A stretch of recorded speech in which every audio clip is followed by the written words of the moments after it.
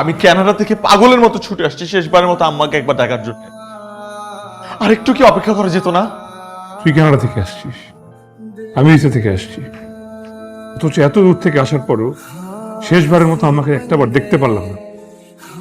এত তাড়াহুড়া করে আম্মাকে দাফন করার কি দরকার ছিল চাচা? উত্তর দিচ্ছেন না কেন আপনি? তুমি থামো। চাচার সাথে এভাবে কথা বলছো কেন? চাচাকে কখনো দেখেছো মায়ের কথার বরখেলাপ করতে? মায়ের কথা মতোই করেছেন উনি, যা করেছেন। মার কথাই পালন করেছেন, আর কিছু না। অ্যাজ অলওয়েজ আপনি সাফাই গাচ্ছেন। কি? সেটা বলিবার কি লাভ? সেটা ভুলে গেলে কি হবে?